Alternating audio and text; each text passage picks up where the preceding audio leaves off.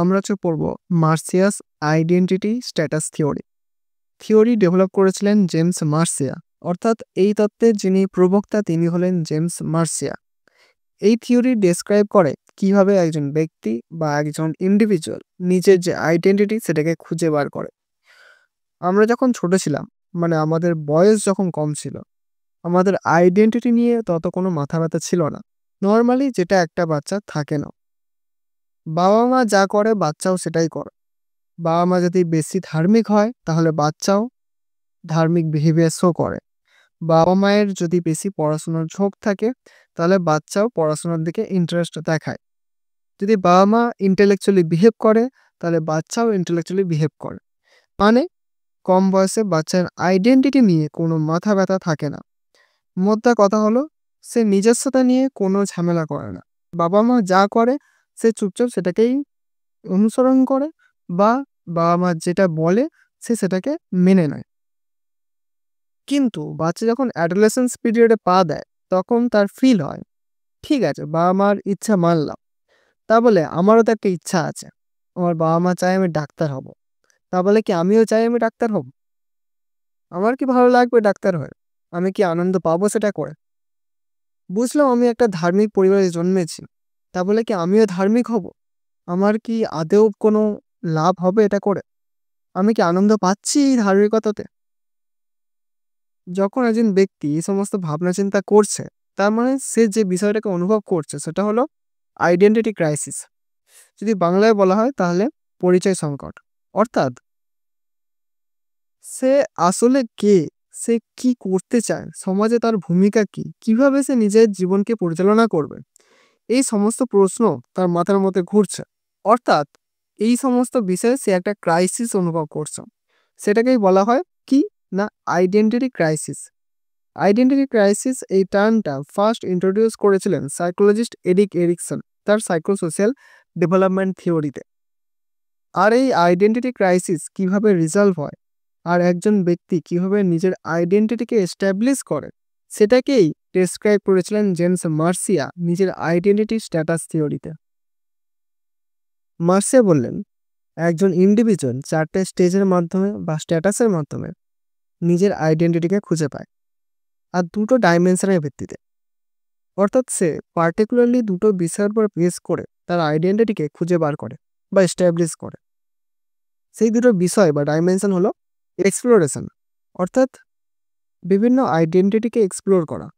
আমি যদি নাই জানি যে কত ধরনের জব হয়, কত ধরনের কেরিয়ার অপশান আছে, তাহলে আমি সেগুলোকে নিজের আইডেন্টিটি হিসাবে স্বীকার করব কি করে, সেটাকে আমি নিজের আইডেন্টিটি বানাবো কি করে।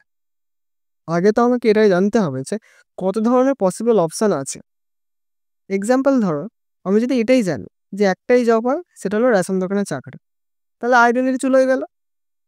আমার ভালো লাগুক না লাগুক ওটাই করতে হবে।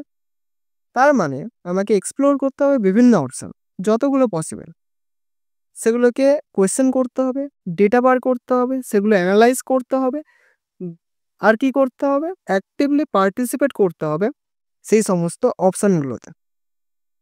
দেন আমি বুঝতে পারবো যে কোনটা ভালো, কোনটা খারাপ, কোনটা আমার জন্য সুইটেবল, কোনটা আমার জন্য সুইটেবল নয়। মেবি কারোর টিচিং ভালো লাগবে, মেবি কারো শেয়ার মার্কেট ভালো লাগবে, মেবি এটাও হতে পারে যে কারো চুরি করতে ভালো লাগবে। যাই হোক, ফার্স্ট হলো এক্সপ্লোরেশন, মানে আমি এক্সপ্লোর করলাম। দেন কমিটমেন্ট।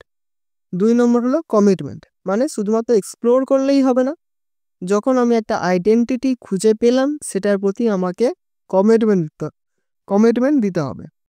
মানে সেটাকে চুজ করতে হবে, আর কি করতে হবে না সেটাতেই আমাকে স্টিক থাকতে হবে। আমরা যদি ধরি যে একটা ছেলে বয়ফ্রেন্ড হতে চায়, তাহলে এটাও একটা আইডেন্টিটি।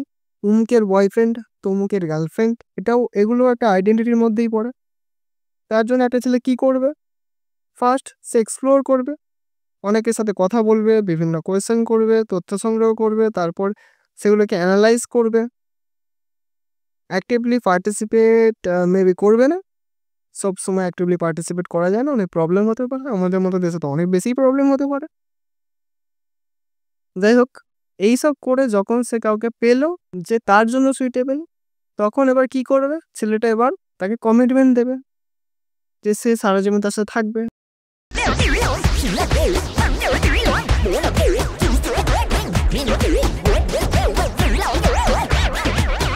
এরকম করলে হবে না।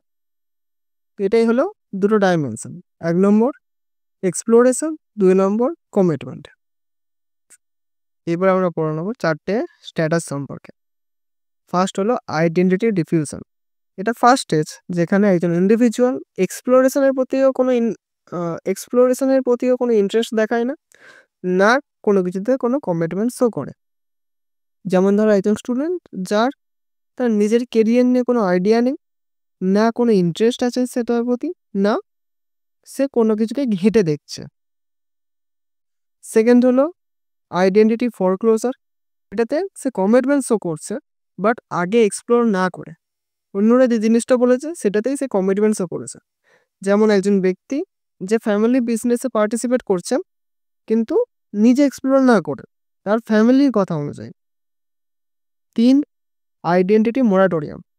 এখানে সে এক্সপ্লোর তো করছে, বিভিন্ন বিষয়কে সে এক্সপ্লোর করছে, বাট কোনো কমিটমেন্ট শো করছে না। যেমন একজন কলেজ স্টুডেন্ট বিভিন্ন কেরিয়ার অপশনকে ঘেঁটে দেখে, একবার সে টিচিং করে, একবার সে ইউটিউব ট্রাই করে, একবার কোনো বিজনেস ট্রাই করে, পার্টিসিপেট করে দেখে যে কোন জিনিসটা তার জন্য সুইটেবল হবে, বাট সে কমিটমেন্ট শো করছে না স্টেজে। ফাইনালি 4 নম্বর স্টেজ আইডেন্টিটি অ্যাচিভমেন্ট, যেখানে ইন্ডিভিজুয়াল ফাইনালি কমিটমেন্ট শো করছে আগের সমস্ত পসিবল অপশনগুলোকে এক্সপ্লোর করে। যেমন একজন স্টুডেন্ট ফাইনালি ডিসাইড করলো যে সে টিচার হবে, বাকি অপশনগুলোকেও সে এক্সপ্লোর করেছে, তারপরে সে ডিসাইড করেছে যে সে টিচার হবে।